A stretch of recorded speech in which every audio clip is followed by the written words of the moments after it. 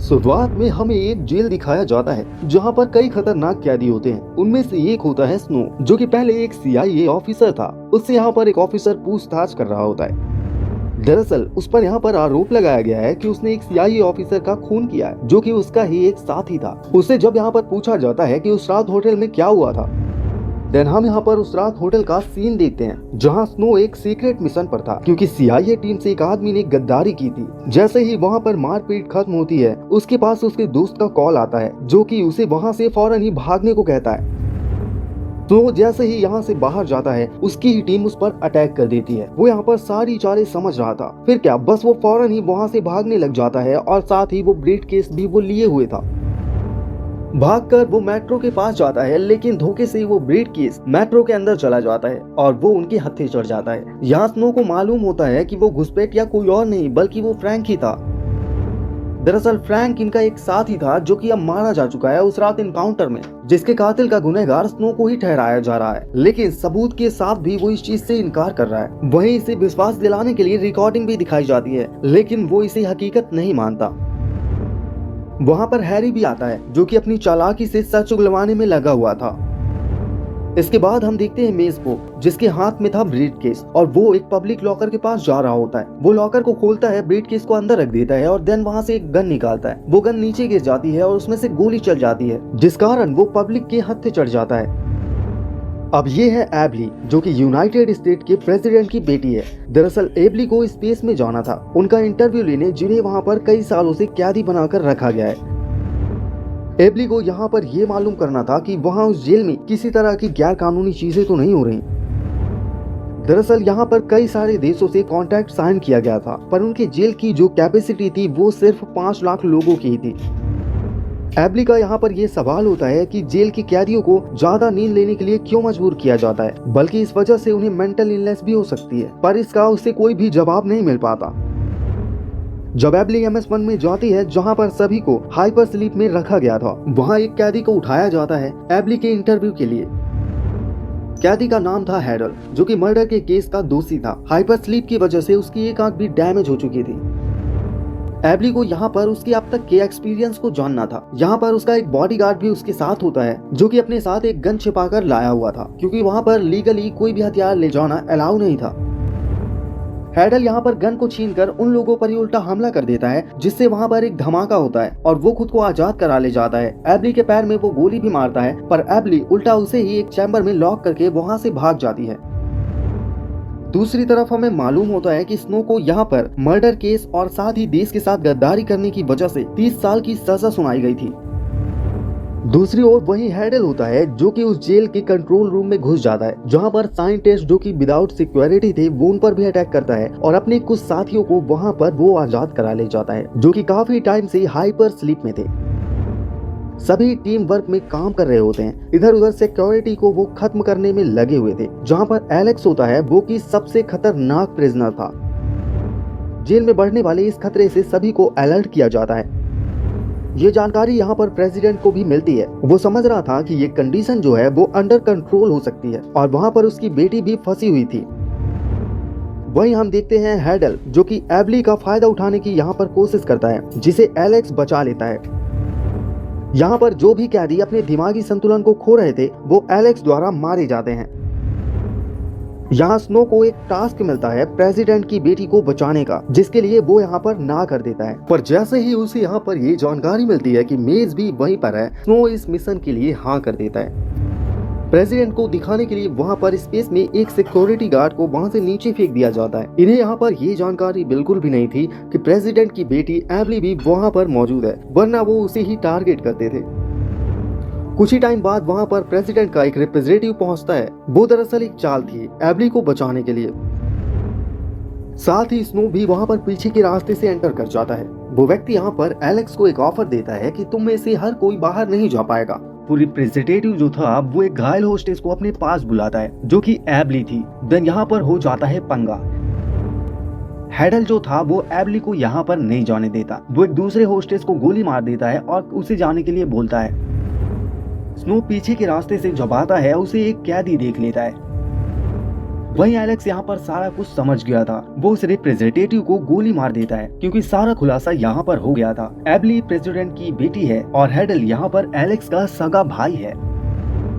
Then जैसे ही ably को वो लोग कैद करने की कोशिश करते हैं, एबली का बॉडीगार्ड उन पर यहाँ अटैक कर देता है और दोनों यहाँ से भाग जाते हैं। उसी वक्त स्नो भी वहाँ पहुँचता है, लेकिन उसे दुश्मन समझकर वो लोग मारते हैं। उसी दौरान ये लोग यहाँ पर एक हाईली सिक्योर वोल्ट में अंदर लॉक हो जाते हैं और कंट्रोल पैनल को भी यहाँ पर ये लोग खराब कर देते हैं कि जिससे कोई भी उसे खोल ना सके। नाइट्रोजन लेवल जो कि तेजी से बढ़ रहा था, जिसका अंदाजा शायद इन्हें नहीं था।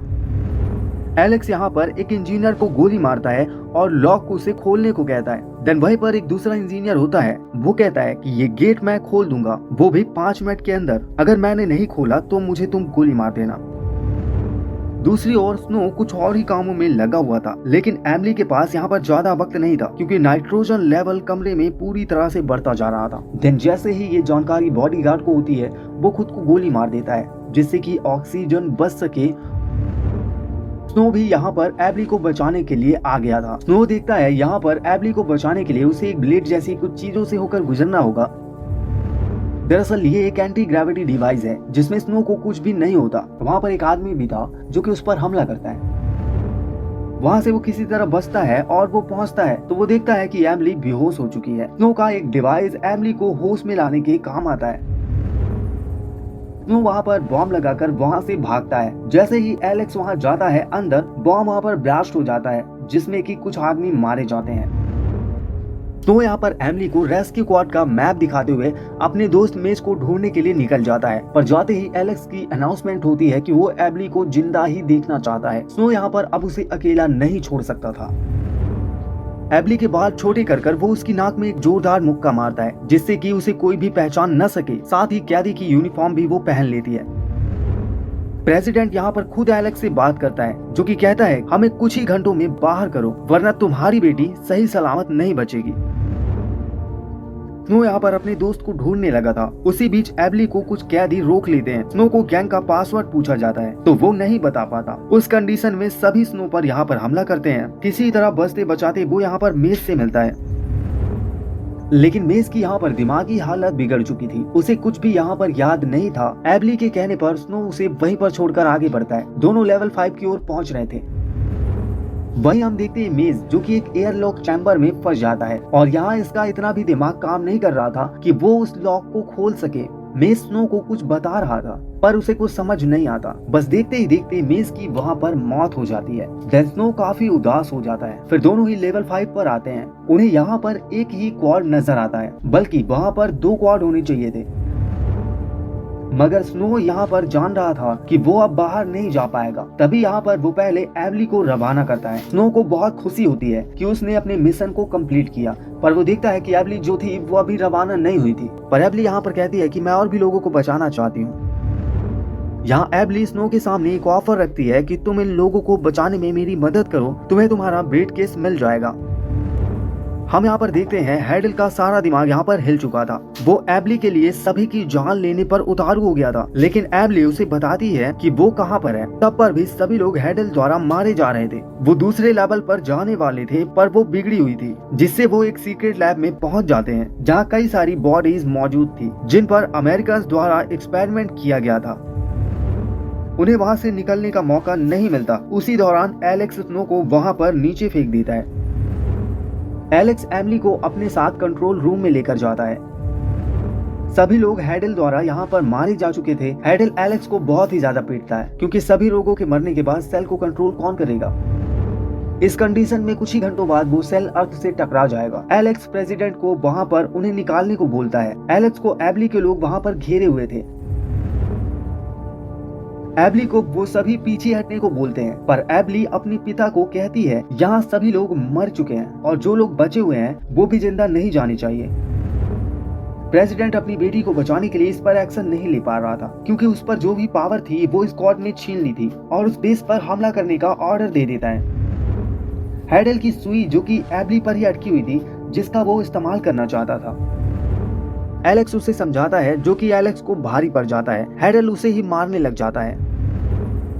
मौके का फायदा उठाते ही वो एबली का इस्तेमाल करने की कोशिश करता है, पर जैसे ही स्नो वहां पर पहुंचता है, हेडल स्नो के हाथ को मारा जाता है। अब इस स्टेशन को बर्बाद होने में कुछ ही वक्त रह गया था। दोनों जल्द ही वहां से भागने लग जाते हैं। उसका डिफ्यूज सिस्टम अभी काम नहीं कर रहा था, जिस कारण कुछ स्पेस क्राफ्ट डिस्ट्रॉय भी हो जाते हैं। दिन मौके को देखते हुए ही वो दोनों वहां पर स्पेस सूट पहनकर अर्थ के एटमॉस्फेयर में कूद जाते हैं। उसी दौरान उसमें एक बड़ा ब्लास्ट हो जाता है और वो सभी लोग मारे जाते हैं। एबली और स्नो अर्थ के एटमॉस्फेयर को चीरते हुए वो नीचे गिर रहे थे। देन पैरासूट उन्हें सेफ्टी से लैंड करा देता है, लेकिन जो एबली थी उसे यहाँ पर होश नहीं आ रहा था। पुलिस वहाँ पर पहुँच जाती है और स्नो को अरेस्ट कर लेती है। एबली की आंखें कई दिनों तक नहीं खुलती। वो एक हॉस्पिटल में जब उसे होश आता है, वो मेट्रो के पास जाती है। जब मेज वहाँ मर रहा था, दरअसल वो लॉकर का पासवर्ड बता रहा था।